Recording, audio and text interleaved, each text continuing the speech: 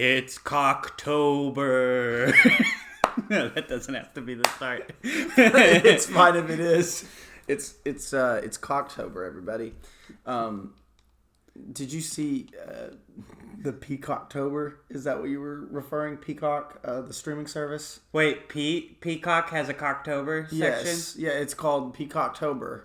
And somebody made a joke about it, like Hulu is like Huluween, and they're like, Huluween, it's simple, everybody gets it, it's fun, it's a good name. It's like, meanwhile, Peacock TV, it's like Peacocktober. It's really bad. It's almost as bad as Hubie Halloween. Hubie Halloween? Wait, how do you pronounce that? Was that an Adam Sandler movie? I don't know. I just keep seeing memes about it. Oh, yeah, that. I thought you were talking about another streaming service, but yeah. Oh yeah, I jumped ahead. Like I'm crazy. ADHD. Hubie Halloween. I gotta look it up now. It's a good thing I have this little handy app. What the hell is that? Well, it's called Letterboxd. What is that? A thing that film people use? Yes, it is. My God. There it is, Hubie Halloween. Yeah, that is an Adam Sandler. Yep, it's Well, one guy rated it 5 stars. Well, Karsten didn't rate it 5 stars. Karsten rated it 3 stars. Uh-oh. Yeah. The Hubie hater. I gotta unfollow that guy on shit real quick. I thought it'd be fun to start this episode with a little game. Okay. Ken and I have like a jar that we've put a bunch of horror movies into, and when we feel like watching something these days, we draw from the jar. Okay. And since this is random chance here, I thought it would be fun to see what horror movie we get, and then debate who would survive better in their respective horror movie. Okay, let's go. Okay, I'm gonna go in first. I don't know. Okay, so I got Rear Window. Okay. So do I need to be handicapped? Is that the Yes, you have to be handicapped. Okay, I'm Jimmy Stewart. Oh God. I'm looking into my neighbor's window. Oh. What you doing in there, Jimmy? Oh geez, the murder's happening. Nobody believes me. Well, just draw a movie, you crazy bitch. You're making it up. I'm not looking. Okay, he's got a movie. I got Hereditary. Okay. Wow, these are not the conventional horror movies that I was kind of hoping for. I don't think I could survive Hereditary at all. Dear God, yeah, if a cult was coming after you, bro, like specifically targeting you, I don't know, man. Or if I was allergic to peanuts, yeah, which I'm not, so I might survive. Yeah, that's true.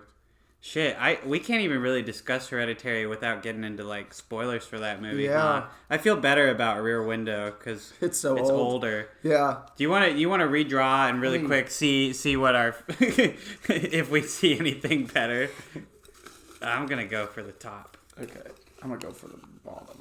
Sorry, this is not a horror movie. This is a comedy. It's Young Frankenstein. I gotta put that back in. I feel very good about my odds on Young Frankenstein. Okay, there we go. Okay. The Exorcist. And I got... okay. Yeah! I'm sorry, I just put it back in. Young Frankenstein. I thought that said... He's got Eddie Murphy's Haunted Mansion. I thought it said Hannah Montana for a minute. No. I was like, Isaac, what's this? Oh, dear God. I got Eddie Murphy's Haunted Mansion. Okay. I'll draw one more time. What I'm realizing now is maybe Ken skewed it for like thrillers and comedies because she's the little weenie BB. The Nightmare.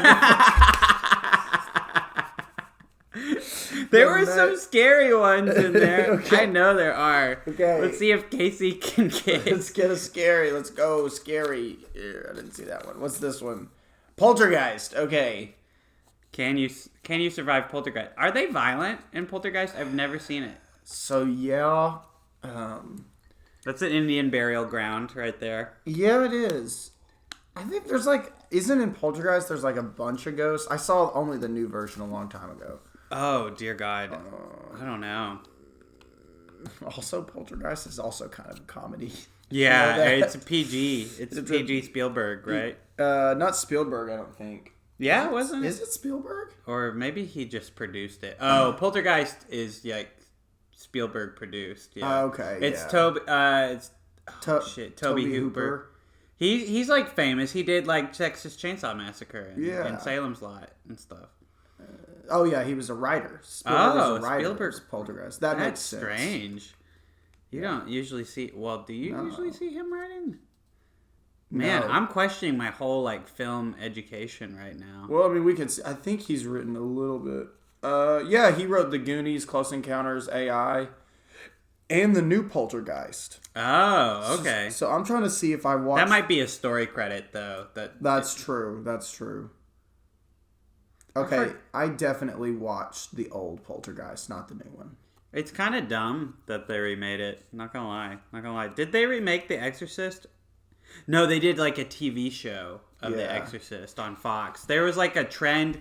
They did Rosemary's Baby. They did The Exorcist, and they did something else too. I feel like, and they were all like pretty bad. Pretty bad. Yeah, I remember seeing like when I watched Rosemary's Baby, I was like, "This is a perfect film. Has it ever been remade?" I wanted to compare, and then there was the miniseries with like I think it was Halle Berry. Yeah, Halle Berry's in there. I was like, never mind. I don't want to watch it because I watched a couple scenes and I was like, this is really bad.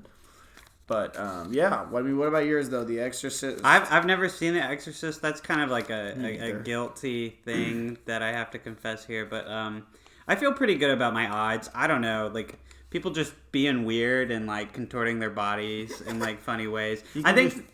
What? I said you could just shoot him. I just the priest didn't have a gun. I could just bring a gun into The Exorcist. I feel like bringing a gun into any horror movie it significantly like raises your odds. Raises your odds of surviving. I don't care that I'm in a wheelchair in Rear Window as long as I get a gun. Right. Yeah, that's something that Jimmy Stewart did not. Like a sniper, especially, like, oh my God, I see a crime happening across the way. Just say, man, say your fucking prayers. You're screwed.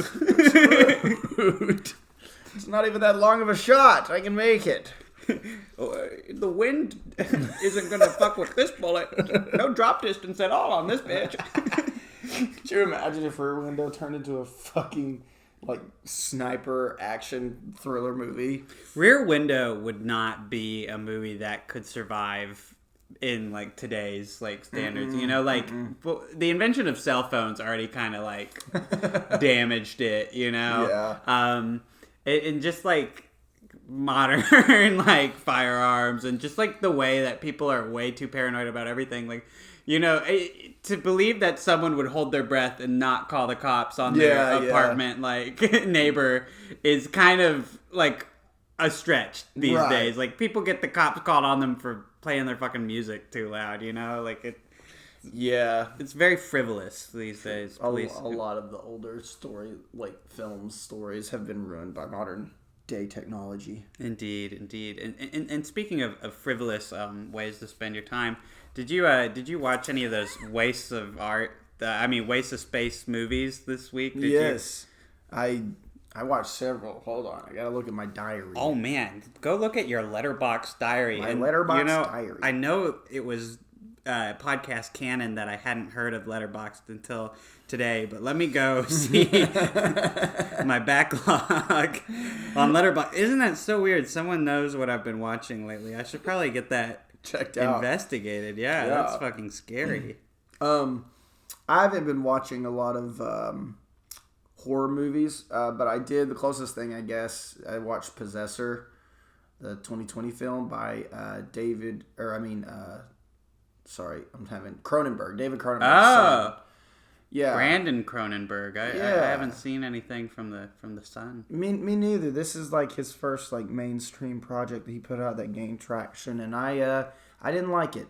Oh, is it like too gory? No, it's just like when it slaps, it slaps. But let me tell you, he is more concerned with creating images that make people on drugs go ooh than he is with his story. And that's really my main problem with it, is the story was kind of ass. But the visuals, I'm thinking of a specific sequence where this guy like presses in her like face, and it's like it turns into a mask, and it's actually really fucking cool. Like the actress is actually there, and he's like pressing on her head, and then she just deflates, and he like puts on her mask. It's crazy. Without context, that sounds ludicrous. That sounds weird. Yeah, but if you watch it, it's great. I loved it. Okay. Also watched The Farewell, which I really, really fucking enjoyed. Had you not seen it before? Mm-mm. Oh my gosh, what a treat! It was one of the 2019 movies I missed, unfortunately. But yeah, it was super, super fucking good. I loved it. That's got to be like the best adaptation of like a radio story ever. Yeah, like I remember listening to that NPR episode like forever ago, and then like I don't know, I think it's better as a movie, obviously, because they have more time to like dedicate to it. And it feels like it's such a personal fucking film, and it's a damn shame that like a lot of people will probably stop watching it because most of it's actually in Chinese, and that probably got it snubbed at a few awards shows. Yeah, didn't it? Wasn't it nominated at the Oscars though? I think. Oh my god, I think it got cheated at the Oscars. If I remember correctly, like it might have been up for Best Picture. I think it got more Golden Globe cred than it did Oscar. It was a Golden Globe darling. Yeah, but not so much at the Oscars, which is something that disappointed everyone. Yeah, I can't say that it was nominated for anything. Yeah, it did not get nominated at the Oscars. That's crazy. Awkwafina was fucking incredible. She killed it. Awkwafina is incredible. Lulu Wang has like an incredible like direction on it. Like that's fucking criminal. Yeah, that's a goddamn crime. It was crazy. The piano scene where she starts playing the piano, and her family's like not paying attention at first. That's like one of my favorite scenes of all time. Really? Yes, I think that is a fucking amazing little scene, and it's so short, but I love it. And then I watched Dick Johnson is Dead. That's getting a Criterion Collection release, right? That's kind of what prompted me to watch it, because I saw it and then I read what it was about, and very interesting film. Really liked it. Do you know what it's about? It's like her dad. Does he have cancer? Dementia. He's getting dementia. Mm-hmm. And she's like puts him in scenarios where he like dies a lot and shit, and just I don't know. It's a weird documentary, but it's so cool. It's so original and so cool, and it actually won like the jury prize at Sundance for most innovative story or something like that. It was like basically they're like, hey, this is really original, here's an award. I watched Chapelle's new special, The Closer. Yeah, I've been getting a lot of backlash. That's a big controversial one, right? Yeah, I mean, I don't know. I feel like you really need to watch it, because a lot of people... I've never seen Chapelle so, like, with his material, I've never seen it this kind of, like, bad. And I think he was, as I was watching it, and a couple other people have pointed out that pretty sure he was making these really overdone and really bad jokes on purpose, because he was, like, looking around at the audience. Like, I think it was really a test for him, especially since he's going on a little bit of a hiatus after this, and I don't know. It's really interesting documentary, stand-up special, and it is kind of funny in some areas, but I mean, yeah, a lot. He really goes in when he didn't really need to, but he, just his reaction to the way people have been taking to it, poorly. Like he's like, oh, I love waking up and being canceled. Like I love this. Like. It's pretty clear that, even without watching the special, it's pretty clear that this was all for, like, a bunch of fucking attention. And, like, it gets you a lot of, I know that being canceled for the most part is a bad thing, but if you play it just right, you might win over the right-wing crowd and get, tons of money off of them. And I think that's kind of the approach here. Or maybe he's just, like, Dave Chappelle's always seemed like someone who doesn't really give a shit about, like, hurting people's feelings. I think that this is different. I think that he really had some fucking, like, I haven't seen the full special, so, obviously I can't talk about it as well as you, but, like, from what I've seen, like the fact that he defines what a turf is and is like, I'm a turf, by the way. Right, like, yeah. it's just like, what the fuck are you supposed to do with that? That's not comedy at that point. That just means like you're a fucking turf, and like you're admitting to be like a shitty person. Like I don't know what you expect. Yeah. What's the joke there? Right.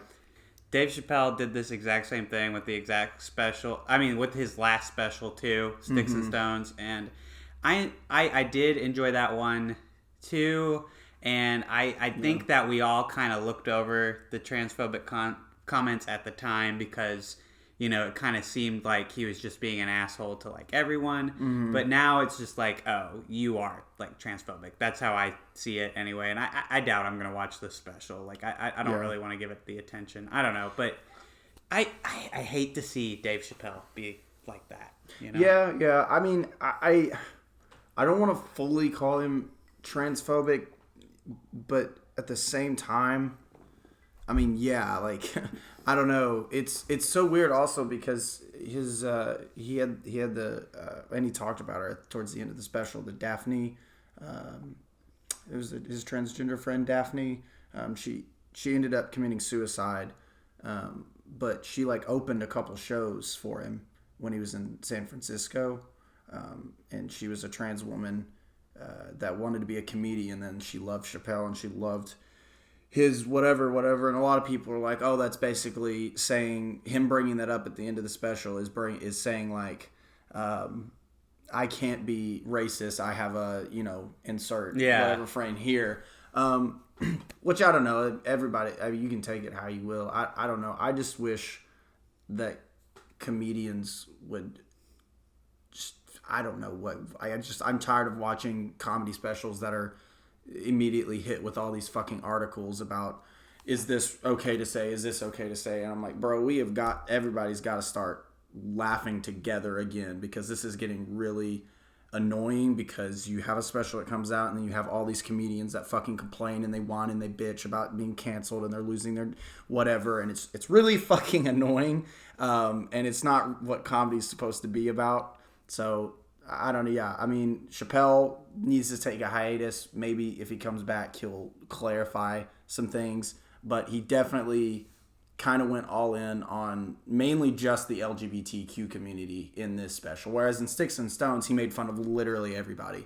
So you're like, oh, okay, he's just joking and yada. But this one is just kind of insane, just how ridiculous he gets. So, but I don't know. That's all I'll say on that. But because Chappelle's weird. And then I'm gonna get my ass kicked. You saw. I rewatched. Well, okay, so I started watching Roma back in 2018 when it first came out, and I never finished it. But when I remembered, I didn't like it. So I went back and I restarted the whole movie, watched it from beginning to end, and I still don't fucking get it. I don't like it. Alfonso Cuarón is probably one of my least favorite directors, because he continuously chooses style over substance every fucking time. And the worst part about Roma is the sound design, I think, because in his attempt to create a movie where you're going back to Mexico when he was a young kid in the 70s, he's recreating all these things, and I understand that, but for God's sake, if you're gonna recreate Mexico, the sound design has got to be better, because there's nothing you can focus on. Every scene is just it. Whether it's the kids all screaming, it's the dogs barking outside, everything overlaps. There's not one sound that is above the rest. They're all equally mixed, and it's fucking awful. And it's annoying as hell, especially when the stupid fucking parade people are marching down and banging on their drums and the horns and everything. It's just sheer terror in my ears.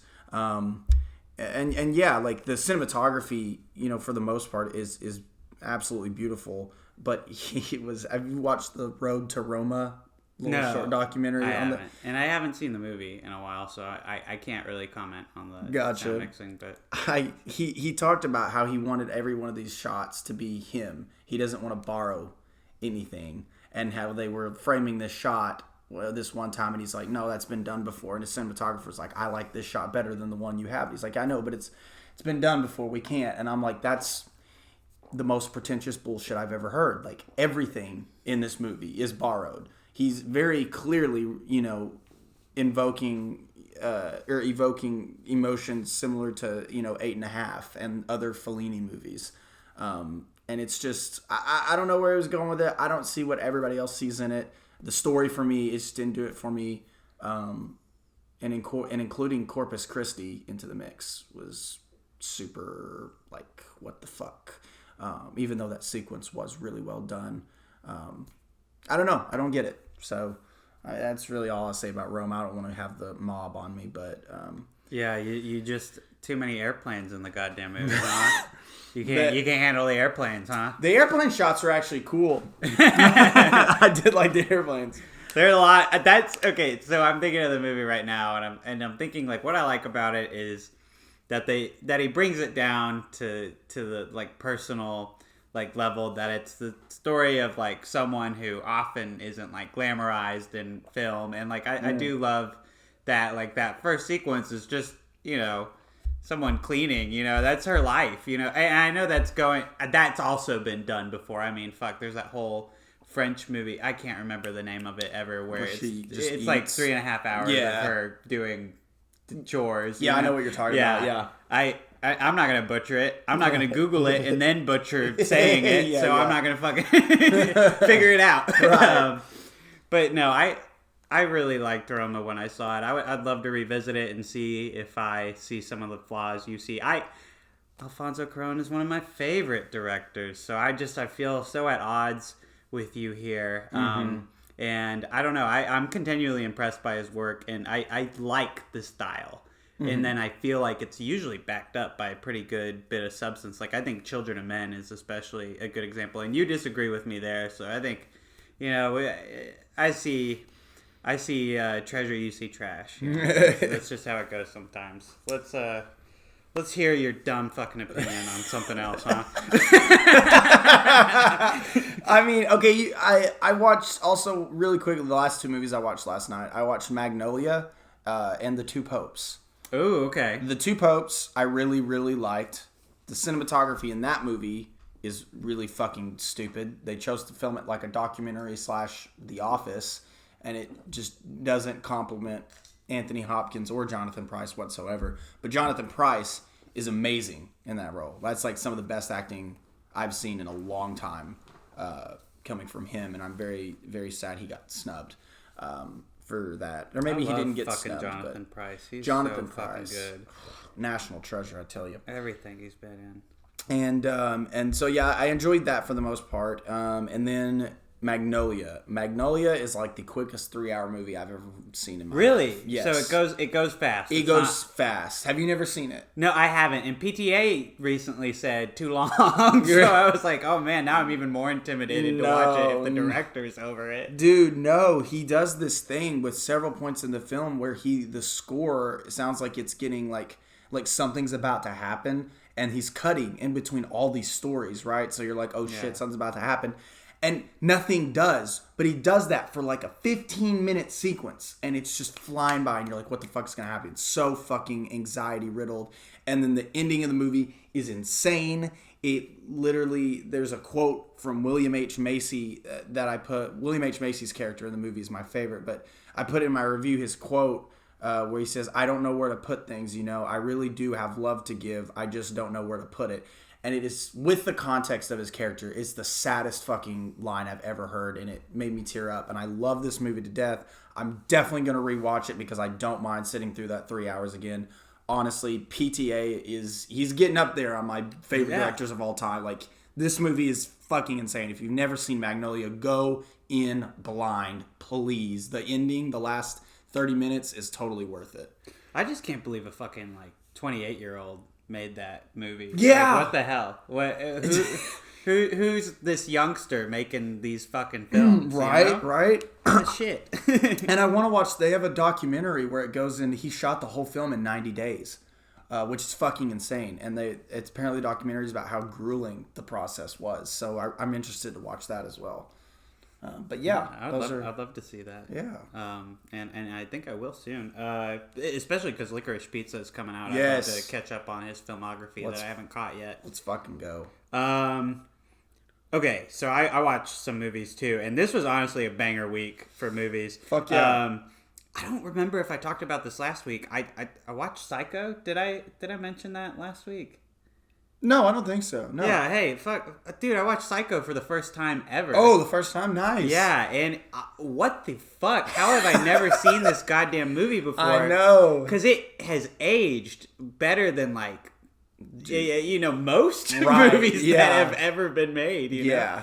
Like, the fact it goes by so fast. Mm-hmm. It's still scary, like, in parts. Like, I get that, it's less scary nowadays because we're so desensitized to violence. But I mean, like, the way that he lingers on the violence, like, people will play the shower scene out of context. And it doesn't include the fact that you have to look at her corpse for, like, a whole minute, after that. And then on top of that, I don't think people realize when they watch that clip that up to that point, the movie is her movie. And, like, the money is, like, abandoned, and you're like, what the fuck is happening with the money? And then she's dead, and then the fucking detective looks into it, and then he's dead, and I didn't know where it was going. I know, it's crazy. And I loved it. I loved it, every minute of it, and I think it's brilliant. I think one of the biggest crimes ever is, like, the fact that they remade it. Like, what the fuck is up with that? Like, I actually do know what's up with that. My professor told me the guy who remade the Psycho, he wanted to do it just to practice his filmmaking skills. So he said, I'm gonna recreate Alfred Hitchcock's Psycho, and I'm gonna do it like frame for frame nearly. All the shots he used, I'm gonna do the same shots, same everything. And that was his way of practicing, and the studio gave him the fucking money to do it. Yeah. So that's really why we have that. I haven't watched the remake. I don't want to watch the remake, but that's basically why. Apparently, like, the only thing with it that could be admired is that, like, Hitchcock wanted to originally do the opening shot of the movie, like, one full continuous take across the city, and then into Marion's, like, window. But the technology at the time didn't exist, so he had to use a lot of cuts and dissolves to make that effect happen. And in the remake, the shot-for-shot remake, they do have the technology, and so they did it.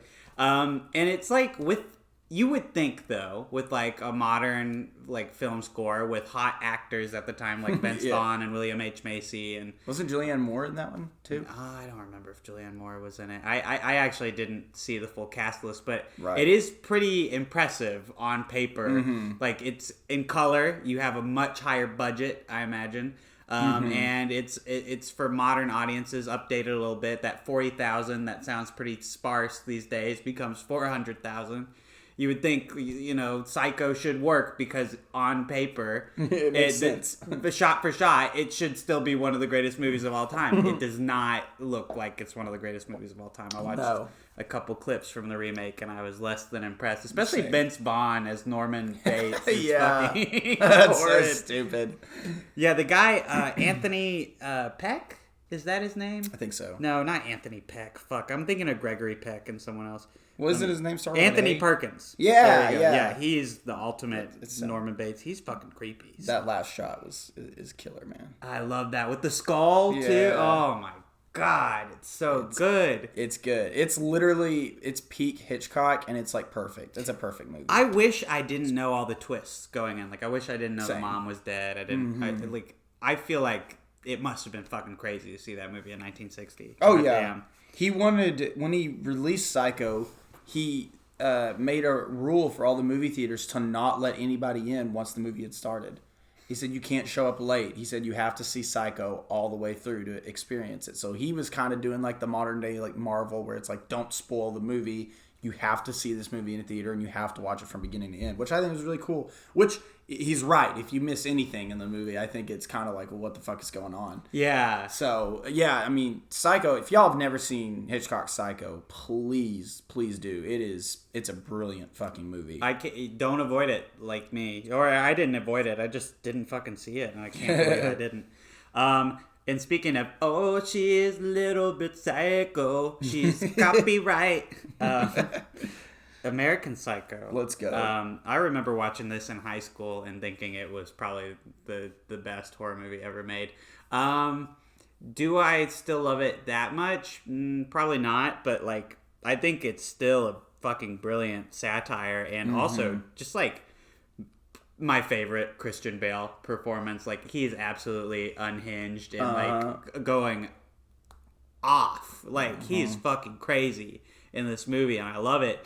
And I feel like the cool thing about American Psycho is it's a movie that's specifically about 80s excess, but like this lifestyle of like frat bro, you know, like crypto bro, like whatever, that still exists today, you know. The stock bro is still alive and well. Yeah. The fitness bro is still alive and well. Like the beginning of the movie is like one of those epic morning routine YouTube videos. It's like, I work out, I do 1,000 crunches. Like just this.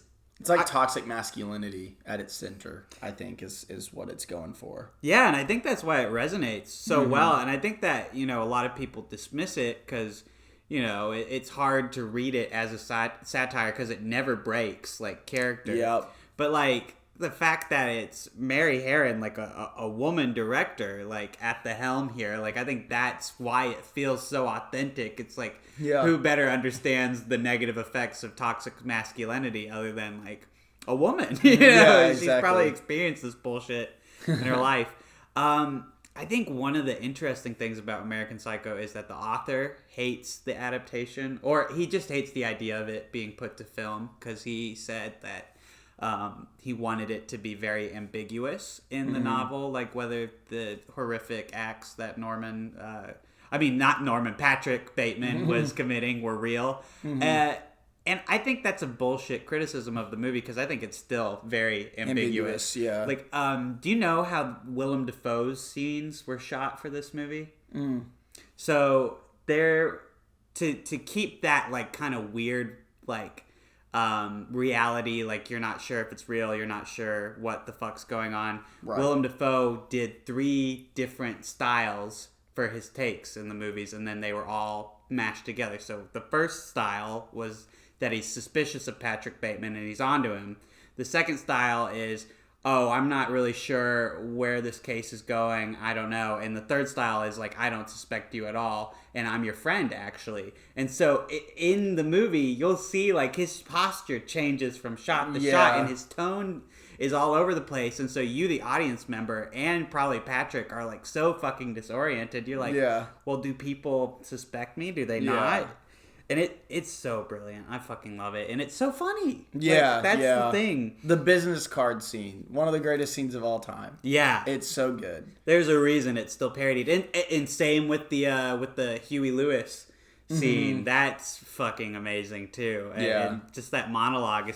I love the monologues in this movie. I think that's what really makes it for me. Right. I don't know what I'd change. I didn't give it a 5 out of 5, but, like, it's pretty sharp. It's pretty brilliant. I think it's just like it's not fun anymore after a while, though. You know, like it kind of does grind you down and go like, oh my god, this is nasty, this is ugly, and it's not bad. I mean, obviously that's what they're going for, and that's the horror element of it. But like, I do kind of like it better when it was the funnier portions of the movie. I guess. And then I watched The Thing, John Carpenter's The Thing. Let's go. Bring it home. Fucking 5-star. Fucking brilliant. I love this movie so much. I think it's got the best practical effects. Ever. Ever. Out of any horror movie, out of any movie.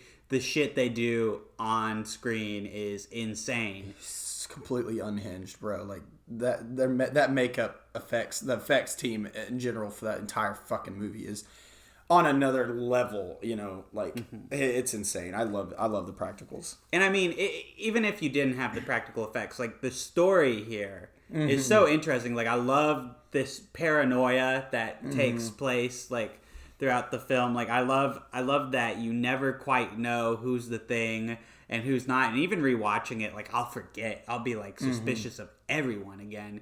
And this is my 3rd time through, and I'm still doing that shit, you know? Right. I just think it's brilliant from a directing standpoint, from a writing standpoint. Like they keep it simple and yet the stakes are large enough that you really are so invested in this movie.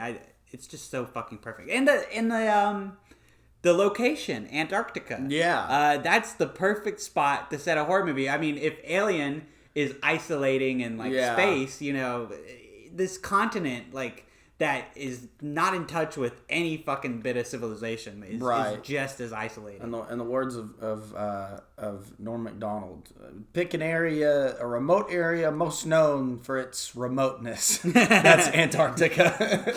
I love that. That's all I'll say for that. Just go see it if you haven't. And then lastly, I watched the original The Omen. This was Richard Donner, the director who made the original Superman movies. And I kind of think the concept of the Antichrist is a bit silly. I don't think it's usually very scary. But Richard Donner directs the fuck out of this movie. Like, it is so well framed. The actors are all taking it very seriously. They never drop ever for a second. You know, I think this movie wouldn't work today because people would have to be kind of tongue-in-cheek about the premise a little bit. But to these people, it's like so... horrifying. Yeah, it's so horrifying and so real. And it is a brutal movie. Like what I like about The Omen is like it's got a very bleak ending. You know, it doesn't relent. And honestly, I know that horror movie sequels are supposed to be bad, but I would be interested to see where the character of Damien, aka the Antichrist, goes. Because, I mean, spoilers for a movie that's like 40 years old, but like at the end of the movie, he's adopted by the President of the United States. He is in a position where he could become a world leader, and I would love to see that story through, you know?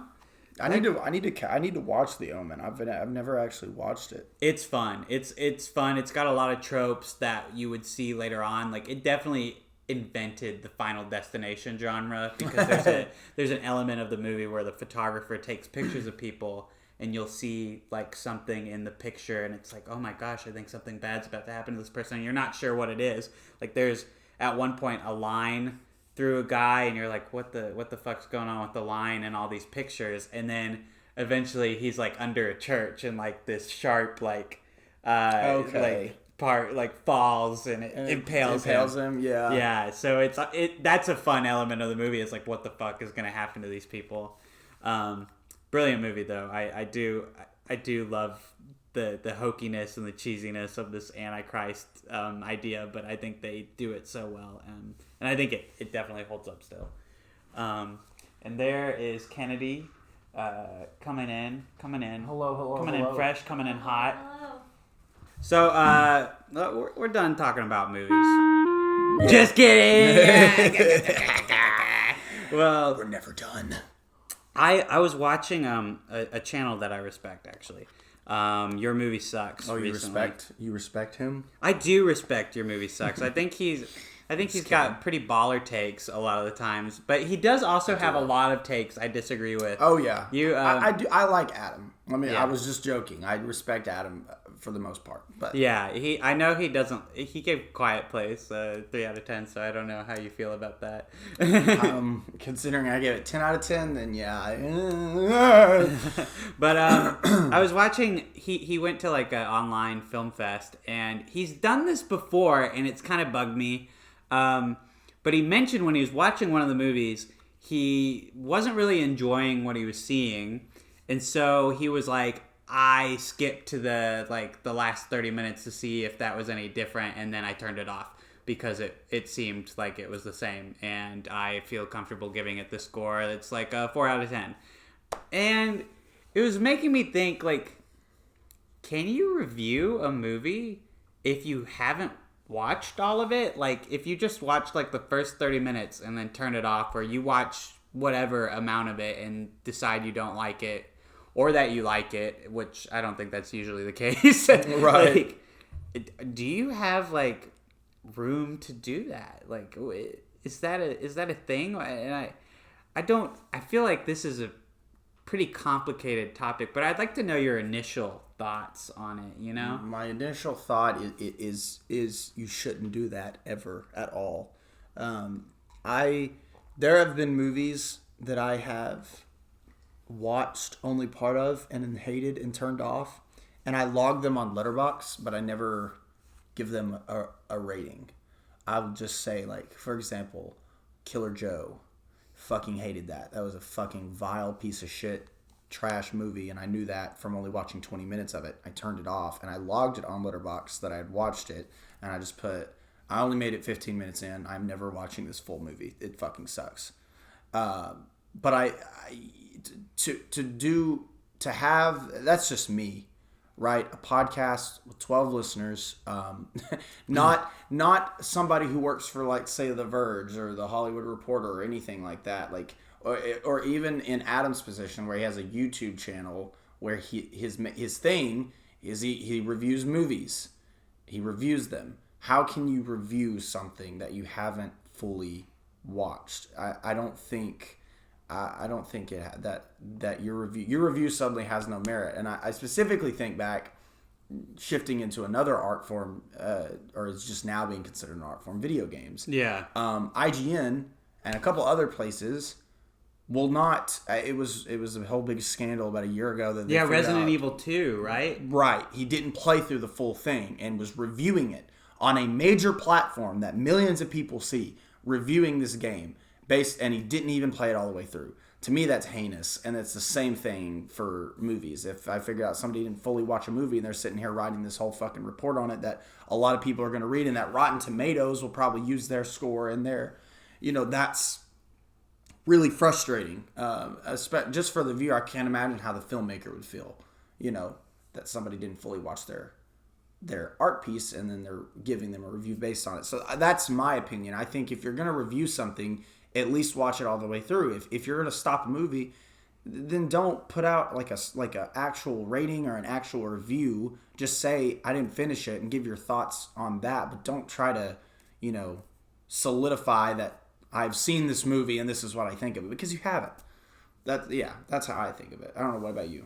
I'm going to play devil's advocate today. It's a scary thing for a white boy to say, but... Okay. I think that, if you start something, and especially in art, if you start something and you, like, consume enough of it, like, let's say it's the hit novel by Stephen King, It. And let's say you read the first half of It, and then you don't really fuck with all the adult shit, and so you stop reading it. I put in so much effort into that goddamn book, I like wanted to finish it. I didn't, and I couldn't make myself because it just simply wasn't enjoyable. Do I feel comfortable reviewing the book It? Absolutely, because I saw where those characters were going. I mean, we have feature film adaptations that have kind of filled me in on the blanks that I can get to experience in the original story, and I know that the novel will be different, but, like, I saw most of its tricks, I feel like. And I also feel like if a writer or an artist can't hook you for the whole thing, isn't that a valid criticism to bring up? And again, remember, I'm playing devil's advocate, so if you say, oh, Isaac sounds so fucking dumb right now, I'm trying to give some credence to this argument. Right. I think that there's something to be said about making your art have consistent value. And I know that there's a lot of movies that a lot of art that relies on, enjoying it for enough time so that it can kind of twist your perception of it. Like, I think, like, if I had started Malignant from this year and turned it off at the halfway point, that would have been a damn shame, because I think that, like, the ending is so fucking entertaining, and I would have never gotten there. And I think that's why, for the most part, I try and watch movies all the way through, is, like, I want to see what they have at the end. But I also recognize, like, if you're someone who, and I think this is something that you fairly brought up, we run a podcast that we don't get paid for, and we do mostly for our friends, Right. But, a channel like Your Movie Sucks is getting requests all of the time. He is working on, like, these large projects, like, his Lion King review, like, where he does extensive research and does all that shit. And I feel like when it comes to these festival flicks where he wants to give just like a general like feeling of how he felt about it, you know, like if he wanted to do all that shit that he normally does for a movie where he watches it multiple times, takes extensive notes, and makes a pretty lengthy video, like he would. And I don't think that every movie needs that attention. Now, it's a bit upsetting when it's a movie we like. Like, I know A Promising Young Woman last year. This is another movie Adam said that he didn't watch all the way through. He watched the first 30 minutes and then tuned into the ending, and he gave that a 5 out of 10. Why does it feel more egregious that he did it to that than a movie that we haven't heard of, you know? That's true, yeah. Man, it really kills me that he didn't watch that movie all the way through. I didn't know he did that. Yeah, yeah. Yeah. But what I'm saying is, like, I think that it bugs us more when we have a personal opinion in the matter. That's true. And I think this has always been the problem with the way people consume reviews in the first place, is that a lot of us go into a review with a sense of entitlement. Like, if my score that I've personally assigned to this movie doesn't match up with the reviewer, then they're wrong and they're full of shit, and also maybe they deserve to die. Like I cannot count the amount of times that I've seen an IGN review get like totally bombed in the comments just because they don't fucking agree, you know, like with whatever your dumb personal opinion is. Like, and I'm not saying it's dumb to have a personal opinion. I'm just saying it's a bit naive to think that everyone should have it, or like a bit psychotic even. Right. You know, I didn't tell you that, you know, Roma is actually a 4.5 star movie, and I'm gonna fucking shoot you with a gun if you don't change your letterbox score. That's unhinged. Yeah. That's psychotic. Yeah, yeah. And if you had said, I watched the first 30 minutes and I didn't finish it, I mean, I'd be upset. But like, you know, if it wasn't your thing, why should you force yourself to watch like a 2.5 hour movie, especially like? Well, I'm glad you brought it up. This is exactly why I chose to go back and read, because originally I didn't have any willpower to go back and rewatch Roma, because I already made it an hour through and I didn't like what I saw. But we brought it up on the podcast, I think, a couple weeks ago. Yeah. And then somebody else mentioned it to me, and I thought, you know what, I'm gonna watch the whole thing, because maybe if I watch the whole thing, it will maybe. And it's been a couple years since I watched it. I've learned a lot, grown a lot. Let's give it another shot. If I had just rated Roma a 0.5 star off of what I've seen, which is really what I was feeling before rewatching it, I would have been upset with myself, because when I rewatched it, I gave it 2 stars, yes, but that was definitely not as kind as I was feeling thinking back on it when I first watched it in 2018. But I rewatched it, and you know, that towards the end, I mean, like the third act of the movie is where the movie really shines, and I was really actually enjoying some of it in that third act. And so when I went to review it, I thought, you know, I'm actually glad that I went back and watched this whole thing all the way through. Because if I had just, you know, skipped around, or if I had just started from when I left off 2 years ago, I wouldn't have given it this. It would have been warped, and I just don't like. I hate doing that. I feel like there's like a bunch of movies I've never finished that actually can live rent free in my head, that I'm like, I really need to finish watching that so I can like actually have a clear, concise opinion on it. It would drive me batshit fucking crazy if I stopped watching a movie, I was going around talking about it, and like without having finished it, or at least watched it all the way through. I don't know. For me, I just cannot agree with somebody with doing that, especially because things change in movies. What if there's a twist? What if there's something that happens that makes, you know, the first 30 minutes of the movie make sense for you with the filmmaking style and everything? Like even the Two Popes. I was 10 minutes into that movie and I thought, I might have to turn this off because I fucking hate this egregious cinematography. But just 5 minutes later, I understood why they were using that cinematography, and I was like, okay, well, let me look at some of their other choices, and some of it made sense, and that allowed me to enjoy the rest of the movie. If I had turned it off, I would have been upset with myself because I actually really enjoyed the Two Popes. Yeah. So, it's things like that. And I mean, of course, there's like things like Killer Joe where maybe I do need to watch all of Killer Joe, but I just really, it was so bad for me that I really didn't want to. And I'm okay with never having an opinion on that movie. So I didn't play devil's advocate for very long, but I'm just thinking about like why I agree with everything you're saying. Like, I know that it's kind of ridiculous to assume that everyone needs every detail of like a movie or like a book when they're writing a review, because the thing is, you've probably forgotten most of the specifics when you go in to write that review. Anyway, you have a few moments that you're really thinking of.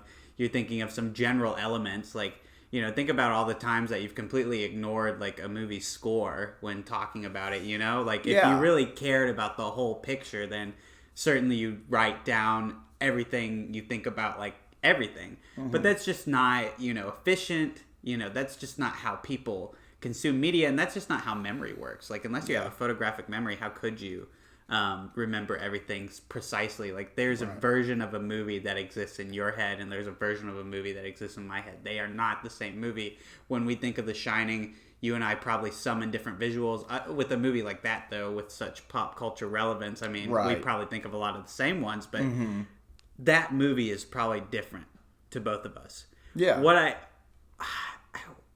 I wanted to get at, though, is that I think what informs our opinions on art, if we have good, if we have full and developed ones, is that we've seen all of it. Like, I think what makes it so obvious to me what the right answer is like, if you look at The Last Supper, are you allowed to critique it if you've just seen Jesus in the middle and you haven't seen all of the apostles around him? Like, it's a pretty shoddy drawing of Jesus if you think about it then, because he's small and tiny, and he's not all that well detailed, you know? It's like, what's going on with this painting?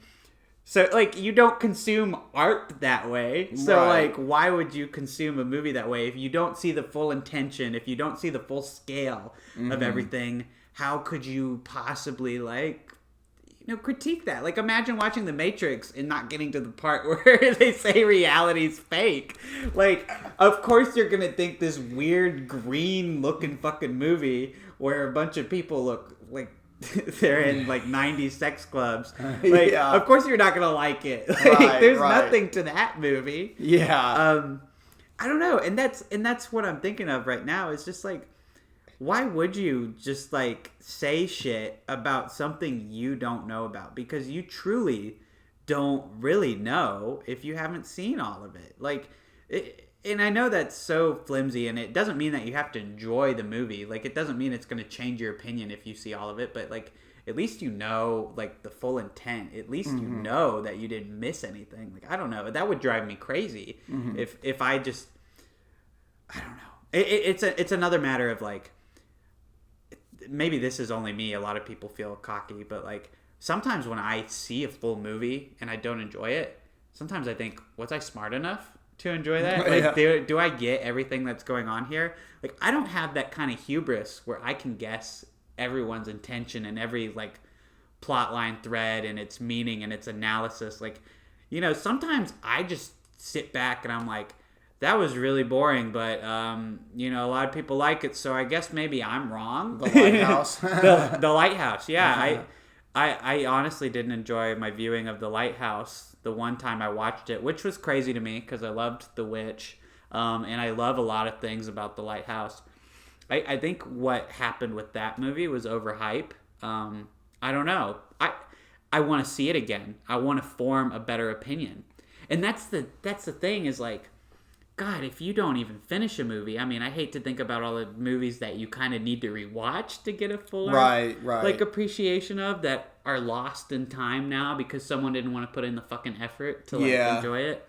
Like, it took me 4 times watching Blade Runner before I liked it. I don't know, and I know that sounds absurd, but I'm glad I watched it that many times because now I recognize it, as a great piece of art, as a very important piece of art. Yeah.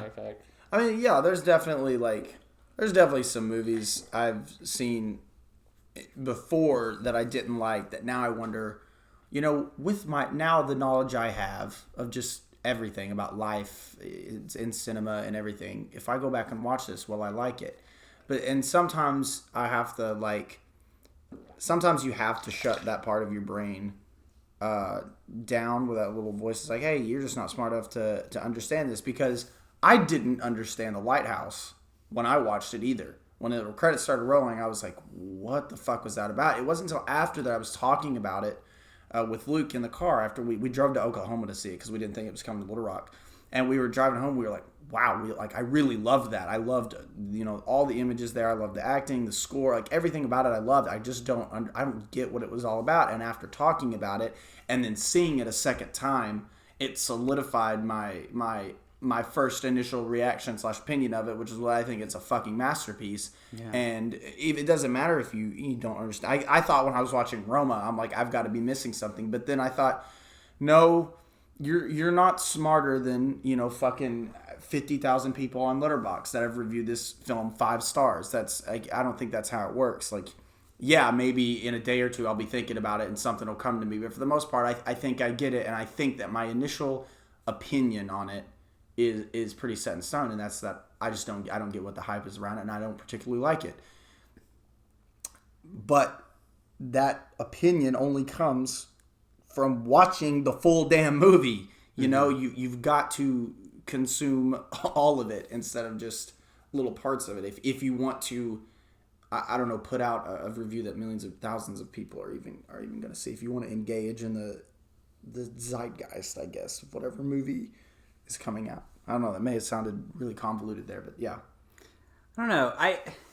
Now I'm thinking about it though, and I think this whole topic kind of reflects the whole idea of film criticism. Is like how highly do you value your opinion? Like how true do you think your opinion is versus other people's? And like my opinion is definitely like watch the whole movie. Finish it. Mm-hmm. But also I think like, oh, The Dark Knight's like a 10 out of 10, but like if someone on the street is like, it's got a lot of tropes that I think we've seen overdone in the superhero genre and it's a bit overhyped, I give it a 5 out of 10. Like, do I beat that guy up? I don't know. Do I take out a gun and kill him?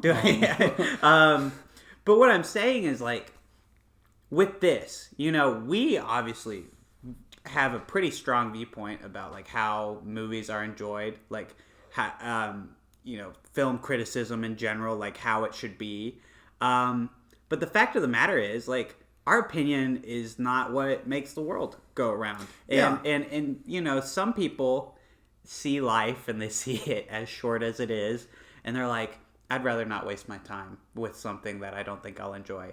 And to be fair, when your life is like atoms and you watch movies all the goddamn time and you see so many shitty ones, I mean, you got to be pretty numb to the experience of watching movies. Like, I think why it's so special for me is like I don't watch multiple movies a day. I put one on every now and then, and I want to watch it all the way through because I take a real enjoyment out of it. Mm-hmm. But because that's his like career, you know, like, do you think he even gets that joy that he used to? And I mean, like, do you think it helps that like people who generally like his content are now like, are bitching at him like, hey, watch the whole fucking movie? Like, I don't think that our opinions about the matter should be important to him. Like, if he feels okay with that and he feels okay putting a video out, I don't know, let him be wrong, like, I'm gonna let you be wrong about Roma. Yeah.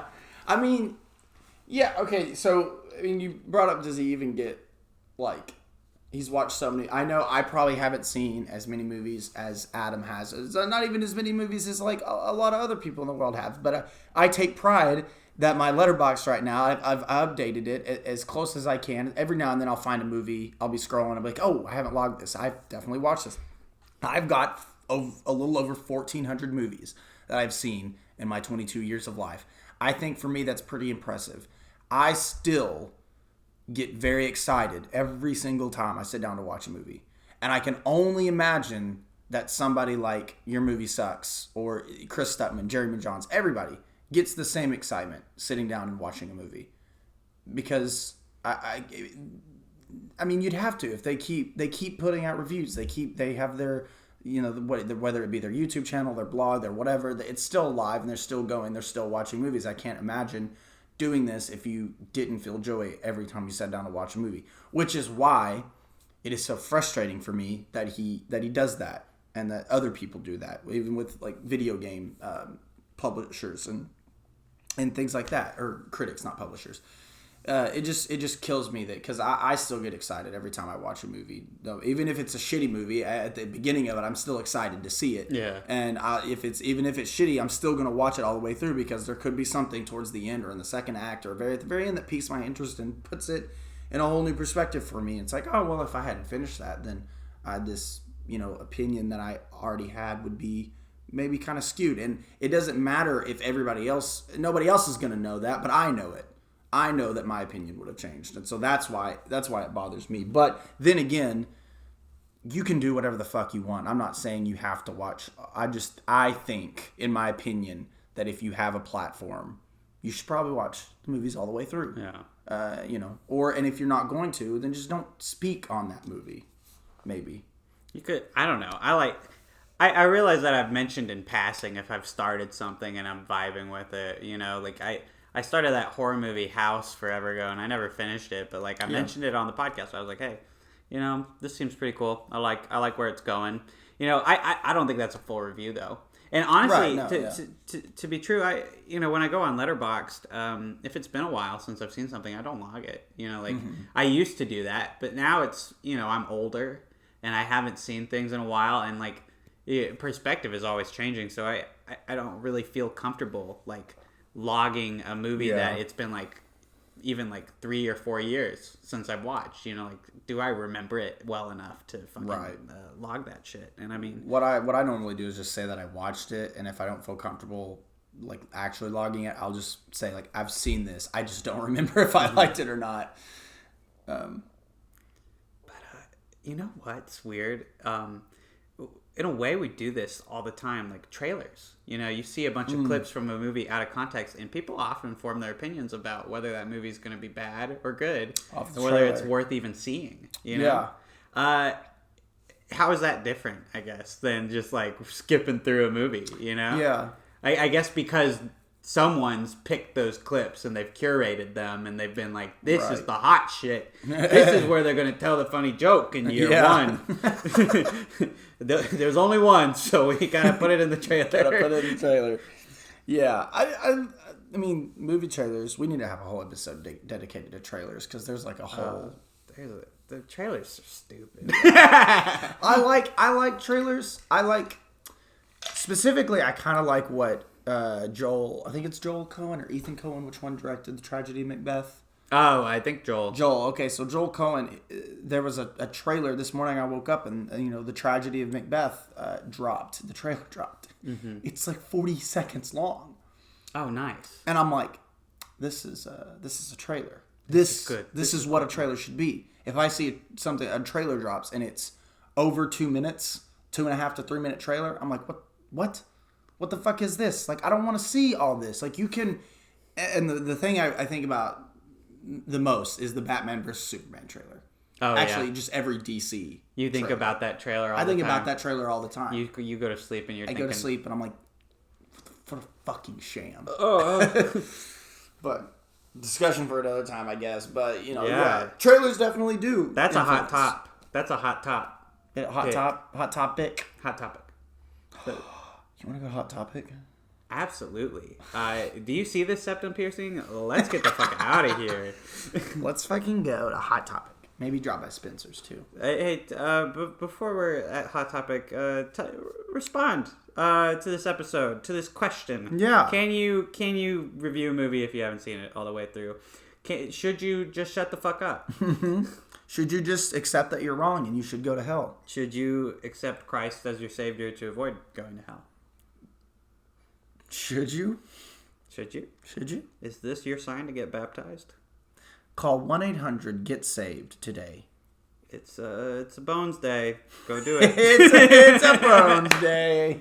And cut. Cut. That's our thing now. We say film, cut. and we're like action too when we start the podcast. Yeah. It's like film theory. Yeah. And cut. That's really good. Let's keep that in.